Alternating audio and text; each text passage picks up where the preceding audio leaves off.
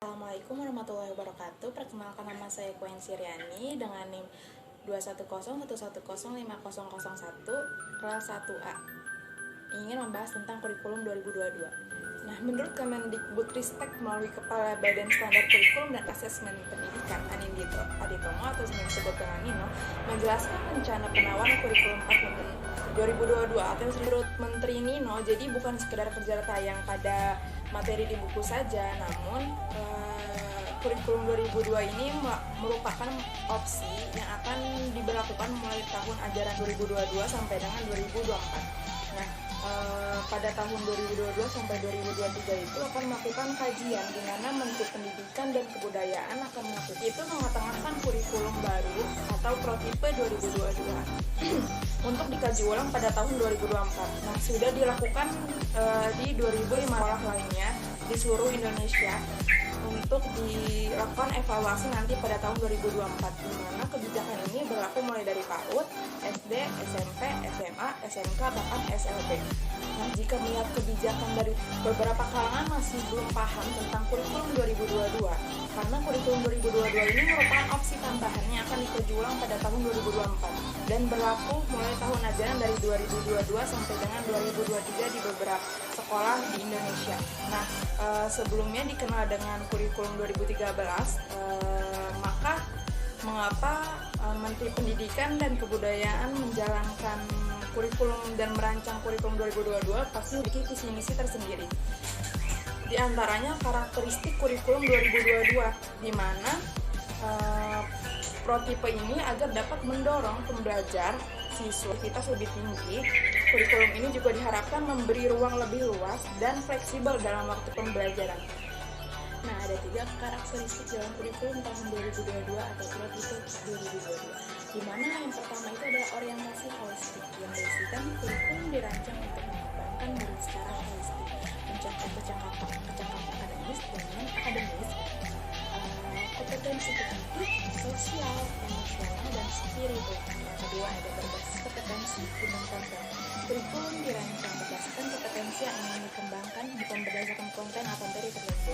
Nah, yang ketiga kontekstualisasi dan personalisasi. Kurikulum dirancang sesuai konteks budaya, sekolah, lokal, dan kebutuhan. Nah, itu tadi 3 poin utama dalam karakteristik utama kurikulum 2022. Nah, di sini juga ada karakteristik utama lagi yang mendukung pemulihan pembelajaran, bahkan soft skill atau karakter, di mana berisikan atau berpedoman kepada iman, takwa, akhlak mulia, gotong royong, kebinekaan global, kemandirian, nalar, kritis, dan kreativitas, di mana peserta didik akan dididik oleh pendidik sedemikian hingga mencapai aspek-aspek tersebut. Kemampuan murid di mana teach at the right level dan melakukan penyesuaian dengan konteks dan muatan lokal. Nah, jadi peserta didik tidak hanya dituntut dan hanya mengejar deadline yang ada materi pada teks buku saja, namun juga dilatih dalam waktu pembelajaran yang fleksibel. Nah, seperti kita ketahui nih sebelumnya pada Kurtilas atau sering disebut dengan kurikulum 2013 yang sudah menekankan pada pengembangan karakter, namun belum memberi porsi khusus dalam struktur kurikulumnya. Maka dari itu dirancanglah kurikulum 2002, walaupun ini bersifat opsional ya. Jadi 2024 akan dilakukan evaluasi kembali pada tahun 2022 sampai dengan 2024 itu masih tahun ajaran untuk dikaji oleh Kementerian Pendidikan dan Kebudayaan. Jadi sekitar 20-30% jam pelajaran itu digunakan untuk pengembangan karakter profil pelajar Pancasila melalui pembelajaran berbasis proyek. Nah, hal-hal yang tadi sudah disebutkan itu yang memicu berbagai diantaranya seperti yang di atas ini, memberikan kesempatan untuk belajar melalui pengalaman atau sering disebut experience learning. Yang kedua, mengintegrasikan kompetensi esensial yang dipelajari peserta didik dari berbagai disiplin ilmu. Nah, nanti akan dijabarkan ke depannya apa itu dari integritas kompetensi esensial ya. Nah, terus ada struktur belajar yang fleksibel yang sudah dijelaskan di awal tadi. Lalu kegiatan bermain sebagai proses belajar utama, penguatan literasi dini dan numerasi, penanaman karakter. Jadi Walau hanya bermain, kegiatan itu juga dapat memicu penanaman karakter peserta didik ya. Terus ada fondasi untuk meningkatkan kreativitas. Pembelajaran berbasis proyek ini selalu mengutamakan pelajaran Pancasila yang dilakukan seperti hari-hari besar ya. Ada kayak Hari Kartini atau Hari Nasional, Hari Pendidik. Nah, selanjutnya ada karakteristik dan penerapan kurikulum sekolah dasar atau SD sederajat. Yang pertama itu untuk memahami lingkungan sekitar. Mata pelajaran IPA dan IPS itu digabungkan sebagai mata pelajaran. Terus ada ilmu pengetahuan alam dan sosial atau disingkat menjadi IPAS. Karena pada saat zaman kita sekolah dulu kan ada IPA, IPS ya. IPA, IPA, IPS, IPS, Bahasa Indonesia, MTK itu dipisah. Kalau sekarang itu kan sudah makin ke depan itu sudah ada yang namanya subtema. Itu di mana pelajaran tersebut digabungkan. Ada matematika, bahasa Indonesia, IPA, IPS, bahkan olahraga pun digabung ya. Itu yang dimaksud dengan integritas computational thinking dalam mata pelajaran. Nah, terus juga ada bahasa Inggris sebagai mata pelajaran pilihan, di mana pembelajaran berbasis proyek untuk penguatan profil pelajar Pancasila dilakukan. Jadi memang tidak wajib, tapi itu merupakan pelajaran pilihan. Itu di karakteristik SD. Lanjut, ada karakteristik dan penerapan kurikulum protipe di sekolah tingkat sekolah menengah pertama atau SMP sederajat, di mana pertama itu penyesuaian dan perkembangan teknologi digital. Mata pelajaran informatika atau sering kita singkat menjadi TIK itu diwajibkan di SMP. Nah, panduan untuk guru informatika disiapkan untuk membantu guru-guru pemula, sehingga guru-guru mata pelajaran tidak harus berlatar belakang. Jika ada guru yang memiliki basic atau background tentang informatika, itu diwajibkan untuk melakukan proses pembelajaran bersama peserta didik maupun sesama 2022 di tingkat SMA, sekolah menengah atas. Itu yang pertama itu lebih fleksibel ya untuk disesuaikan dengan minat siswa. Karena pilihan pada level mata pelajaran itu bukan suatu program atau peminatan penjurusan. Nah, di kelas 10 itu maka pelajar itu menyiapkan diri untuk menentukan pilihan mata pelajaran di kelas 11. Mata pelajaran itu pelajari itu berupa dengan di SMP. Jadi pendalaman materi istilahnya, pelajaran apa yang sudah dipelajari di SMP didalami kembali di kelas 10 SMA. Nah, di kelas 11 dan 12-nya itu pelajar mengikuti mata pelajaran dari kelompok mata pelajaran wajib dan memilih mata pelajaran dari kelompok IPA, IPS, bahasa, keterampilan vokasi sesuai minat dan bakat dan aspirasinya. Jadi itu penjurusan atau pemilihannya itu dimulai dari kelas 11 dan 12 pelajar ya. Pembelajaran juga berbasis objek untuk penguatan profil Pancasila itu minimal juga sama dengan SMP, yaitu 3 kali dalam 1 tahun ajaran.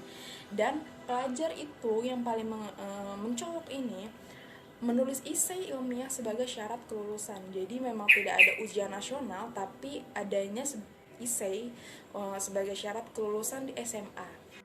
Nah, selanjutnya ada karakteristik dan penerapan kurikulum protipe di SMK atau sering kita sebut sekolah menengah kejuruan.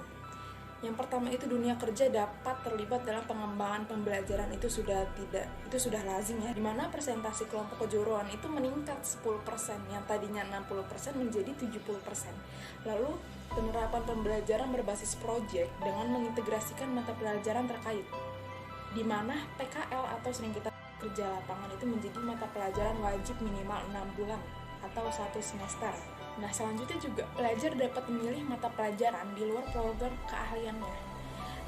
Selanjutnya ada alokasi waktu khusus proyek penguatan profil tentang pelajaran Pancasila, juga sama dengan SD, SMP, SMA. Namun yang berbeda itu budaya kerja untuk meningkatkan soft skill karakter dari dunia kerjanya saja.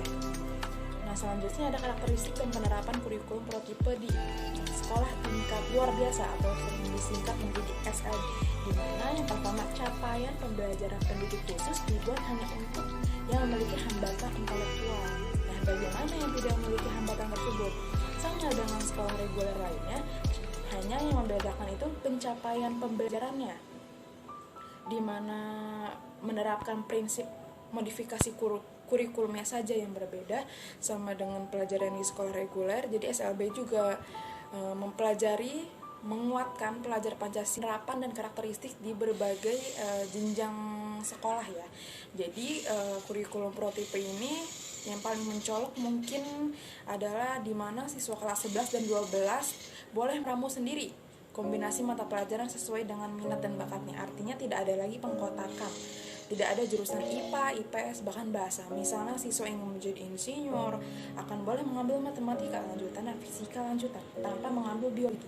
Ia juga boleh mengkombinasikan itu dengan mata pelajaran IPS, bahasa, kecakapan hidup yang jalan dengan minat dan rencana karirnya. Itu jelas dari Nino atau Ardito. Dan ada juga gambaran kurikulum. Nah, jika kita ingin memahami atau memiliki gambaran tentang kurikulum prototipe, kita bisa melihat keputusan Kemendikbudristek nomor 162/M/2021 tentang sekolah penggerak, di mana beberapa poin kurikulum prototipe ini diantaranya sebagai berikut. Yang pertama, kelas 10 mata pelajaran sama dengan di SMP yang tadi sudah dijelaskan dalam penerapan dan karakteristiknya, di mana siswa kelas 10 akan mengikuti mata pelajaran umumnya sama dengan di SMP. Mungkin yang berbeda hanya pendalaman materinya saja ya.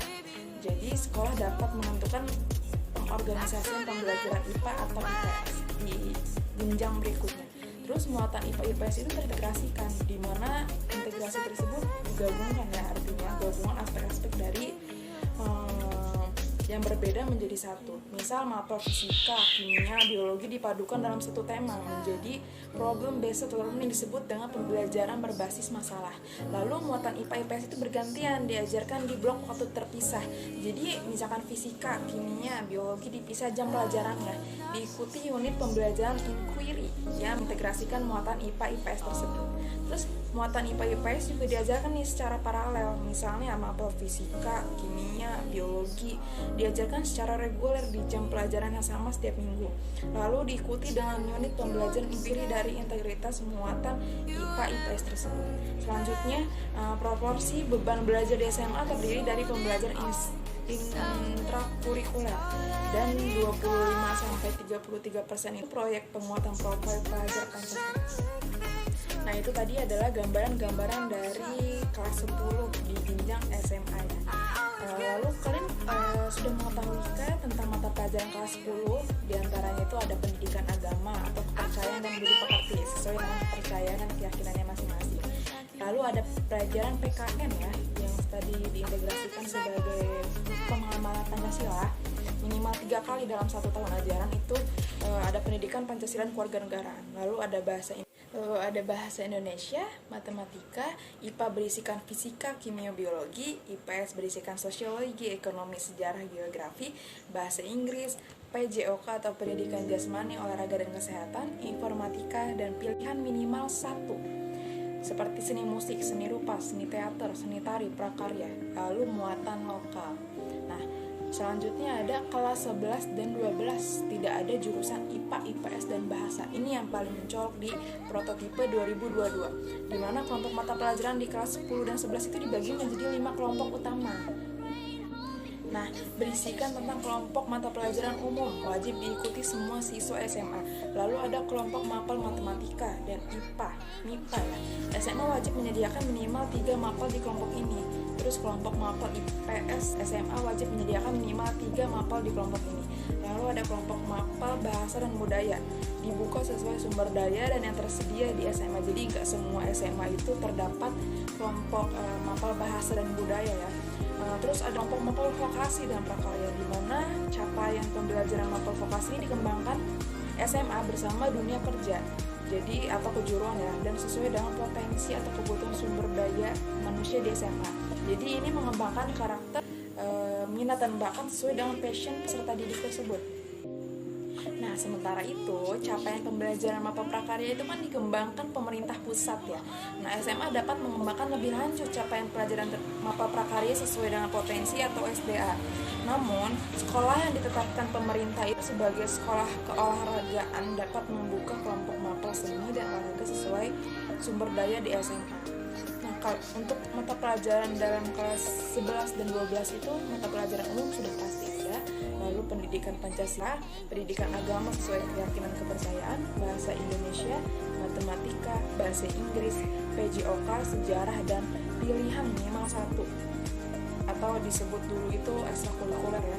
Ada seni musik, seni rupa, seni teater, dan seni tari. Dan itu diwajibkan pada kelas 10-11. Lalu ada kelompok mata pelajarannya juga nih.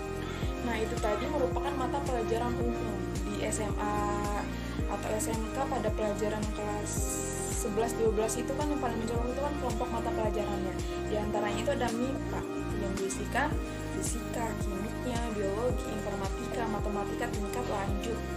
Terus yang kedua ada IPS yang isinya sosiologi, ekonomi, geografi, dan antropologi. Ini merupakan baru nih. Terus ada bahasa dan budaya. Lalu selanjutnya ada kelompok bahasa dan budaya, bahasa Indonesia tingkat lanjut, bahasa Inggris, bahasa Prancis, bahasa Korea, bahasa Arab, bahasa Mandarin, bahasa Jepang, bahasa Jerman. Namun yang berbeda mungkin tidak semua di sekolah menerapkan hal tersebut, tergantung pada SDA sumber daya manusia yang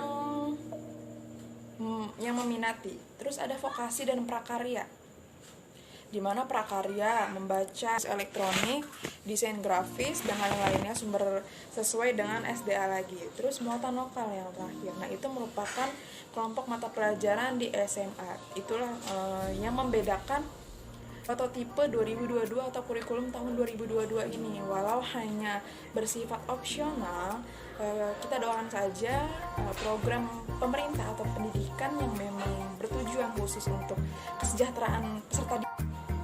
Kita doakan saja agar program pemerintah dan kebudayaan dengan adanya merancang kurikulum atau prototipe 2022 ini berkelanjutan atau memberi gambaran kepada peserta didik untuk mencetus bagi pengembangan karakter dan peserta didik selanjutnya. Artinya kurikulum tersebut akan memberi kesempatan pada siswa untuk menekuni minatnya secara lebih fleksibel lagi.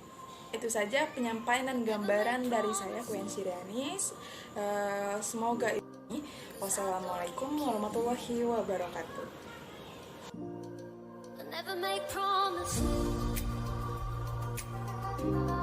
'cause I don't keep them, 'cause I don't